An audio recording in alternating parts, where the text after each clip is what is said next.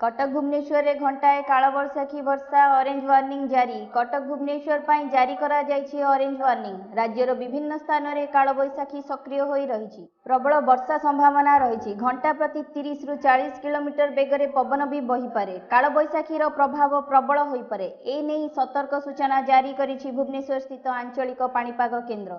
तेणु घरू न बाहरिबा पई भुवनेश्वर और कटक सहरांचल बासिंदा को सतर्क कराइछि आंचलिक पाणीपाग केन्द्र। चारिटी जिले में 550 बेड सह आनुषंगिक व्यवस्था करिबो एमसीएल। धर्मेंद्र प्रधान अनुरोध रखिले केन्द्र खनि मंत्री। संबलपुर, झारसुगुड़ा, सुंदरगढ़ और अनुगुल जिले में 550 बेड सह आनुषंगिक व्यवस्था करिबो एमसीएल। एथिपाई निर्देश देइछन्ती केन्द्र खनि मंत्री प्रहलाद जोशी।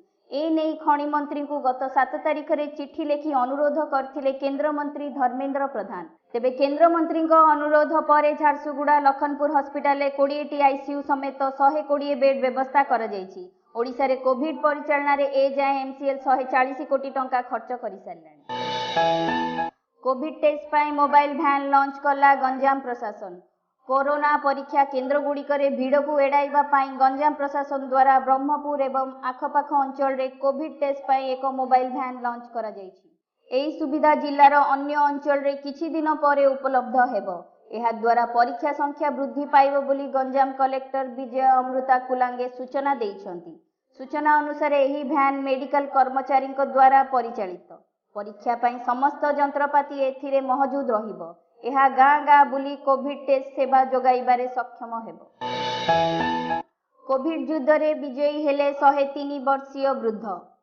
धैर्य, दृढ़ मनोबल एवं सठिक डाक्तरी परामर्श नेले कोरोना को हराई पारिबा। यार एक जीवंत प्रमाण देइछन्ती बेंगलोर 103 वर्षीय स्वाधीनता संग्रामी एचएस दोरेस्वामी। से जणे गांधीवादी मनीष।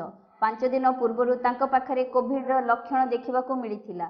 आउ से परीक्षा कराइबा पर संक्रमित होइथिबा जानिबाकू पाइथिले। निश्वास प्रश्वास नेबारे से असुविधा अनुभव करथुले। तेणु हॉस्पिटल में भर्ती होई चिकित्सित हेबाकू इच्छा प्रकाश करथिले। बुधवार दिन से संपूर्ण भावे सुस्थ होई डिस्चार्ज होइछन्ती।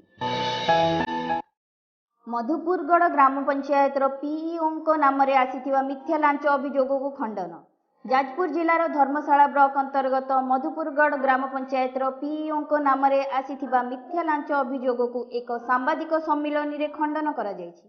किछि दिन पूर्वे गड़मधुपुर ग्राम पंचायत स्थित रगड़ीपसी ग्रामर सरस्वती प्रधान, नलिनी प्रधान एवं मालती प्रधान सेही ग्राम पंचायत पीईओ क्षीरोद बिहारी मल्लिक को प्रधानमंत्री आवास योजना रे 5000 टंका और पायखाना कराई देबा पई 2000 टंका लांच देथिबा अभियोग करथिले। आज को 2-3 वर्ष बीती जाइथिले मध्य से माने कौनसी घर किंबा पायखाना पाई नथिले।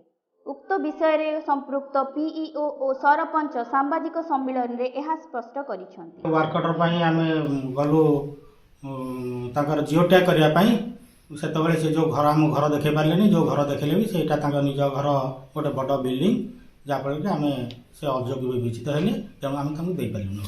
से केबे मकदरे होछि कंप्लेन करे ना दी बीडब्ल्यू के सेमेते नु से काट नांच नियातिनी। से जो कथा रे कहउछन रे जो मिछा कथा